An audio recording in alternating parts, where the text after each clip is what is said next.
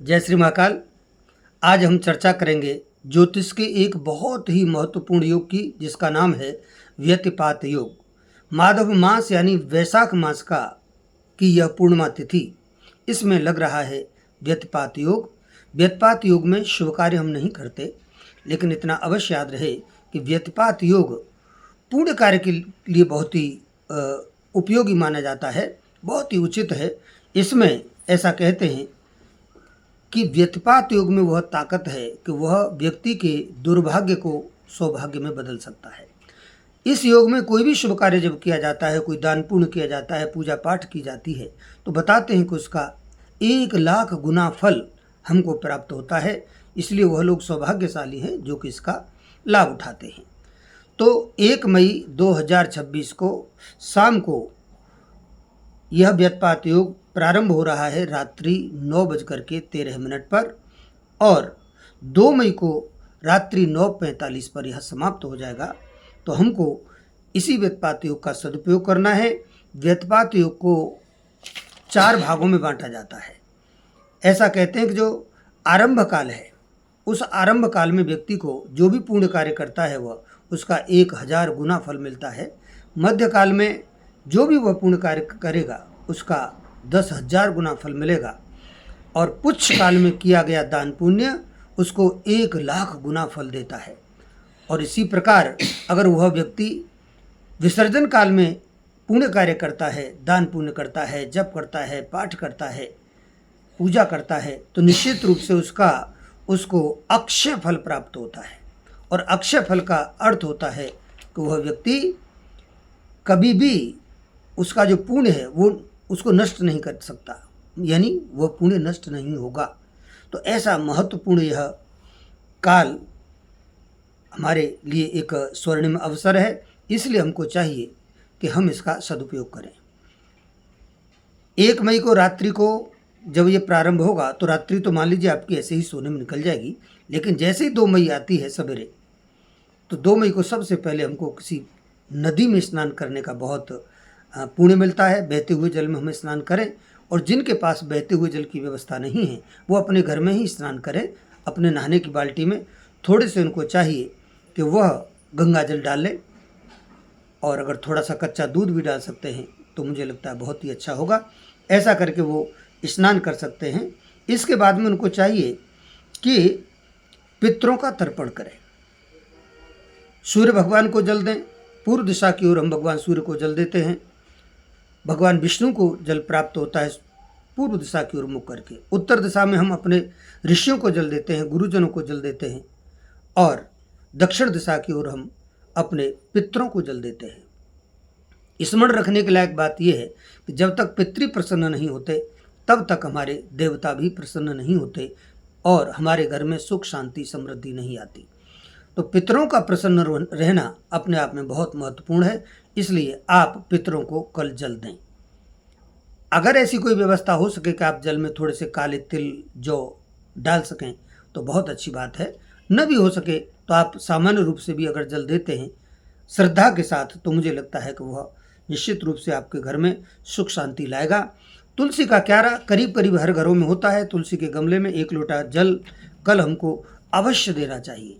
साथ ही हमको दान का संकल्प करना चाहिए। जो भी अपनी क्षमता के अनुसार हम कोई दान पुण्य कर सकते हैं उसका हम संकल्प लें।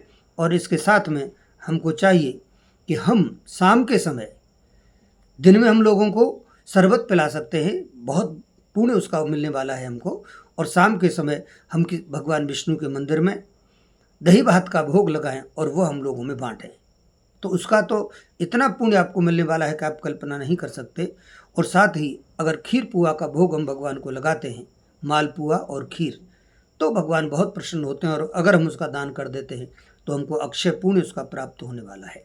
इसके साथ रही पाठ की बात, तो हमको गीता का पाठ करने का अनंत गुना फल मिलता है। हम गीता जी का पाठ करें, जो अध्याय हमको पसंद है हम उसका पाठ कर सकते हैं। साथ ही हमको चाहिए कि हम भगवान विष्णु के लिए विष्णु सहस्त्र नाम का पाठ करें। जो भी हमारा गुरु मंत्र है या जो भी मंत्र हम जपते हैं उस मंत्र का हम जाप कर सकते हैं। इसका हमको अक्षय पुण्य प्राप्त होने वाला है। जिन लोगों के घर में संतान नहीं है, संतान के दुख से जो लोग बहुत दुखी हैं, उनको चाहिए कि एक ब्राह्मण को खीर और पुआ का वह भोजन कराएं, उसको दक्षिणा दें, वस्त्र आदि दे करके प्रसन्न करके उसको विदा करें। तो निश्चित रूप से कीर्तिमंतम सुतम लभेत, ऐसा उनके बारे में कहा गया है कि उनको एक बहुत ही ओजस्वी, तेजस्वी और यशस्वी संतान प्राप्त होती है। तो कहने का तात्पर्य है कि जो लोग गीता का पाठ करेंगे इस व्यतपात योग में, तो ऐसा कहते हैं कि उनको अश्वमेध यज्ञ का फल प्राप्त होता है। जो लोग विष्णु सहस्त्र नाम का पाठ करते हैं तो कहते हैं कि उनके फल का तो वर्णन ही नहीं किया जा सकता, इतना फल उनको उसका प्राप्त होता है।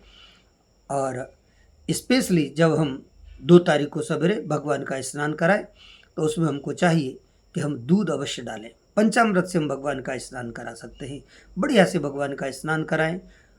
उनको हम गंध अक्षत आदि से, उनका जैसे पंचोपचार से हम षोडशोपचार से पूजन कर सकते हैं, करें। भगवान को इत्र अवश्य लगाएं, अच्छे पोशाक पहना करके, श्रृंगार करके, प्रेम से भगवान की भक्ति में लीन होकर के आरती करें, तो मुझे लगता है कि भगवान बहुत अधिक प्रसन्न होने वाले हैं। ऐसा जो लोग करेंगे वो निश्चित रूप से अपने घर में देखेंगे कि उनको सुख, शांति, समृद्धि सब कुछ प्राप्त हो रही है। इसके बाद में जो लोग वैशाख मास का उपयोग नहीं कर पाते, देखिए पूरे वैशाख मास का बहुत बड़ा पुण्य हमारे पुराणों में बताया गया है। यम तर्पण किया जाता है, पितरों का तर्पण किया जाता है, सूर्य भगवान को जल दिया जाता है, इसमें गीता का पाठ किया जाता है, भगवान विष्णु के सहस्त्र नाम का पाठ किया जाता है, ये सब काम किए जाते हैं। सूर्योदय से पहले हम स्नान करते हैं।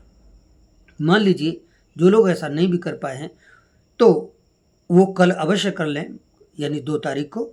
और जो ये भी ना कर पाएँ तो फिर उसके लिए भी शास्त्रों में कहा गया है कि जो ऐसा नहीं कर पाते, वैशाख मास का जो लोग उपयोग नहीं कर पाते, तो उनको गुरु हत्या, ब्रह्म हत्या और पितृहत्या का पाप लगता है।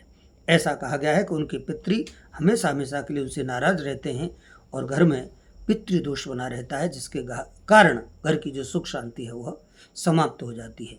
तो सारे के सारे वर्णन शास्त्रों में विधिवत रूप से दिए गए हैं, तो निश्चित रूप से हमको इनका पालन करना चाहिए। हम सभी जानते हैं कि ऐसे तो धर्म के 4 चरण हमारे शास्त्रों में बताए गए हैं, सत्य, तप, दया और दान। लेकिन कलयुग में विशेष करके दान का महत्व है। ये न केन विधि दीने दान करे कल्याण है। और एक बात और है कि कल कर एक पुनीत प्रतापा, मानस पुण्य हो ही नहीं पापा। ऐसा है कि हम भगवान का मानसिक पूजन करते हैं तो उसका भी कलयुग में हमको बहुत पुण्य मिलता है और मानसिक पाप नहीं लगता। ये भी कलयुग की विशेषता है। तो मैं उम्मीद करता हूँ कि इस व्यतपात योग का हम लोग अधिक से अधिक लाभ उठाएंगे और अपने जीवन में सुख, शांति और समृद्धि प्राप्त करेंगे। धन्यवाद।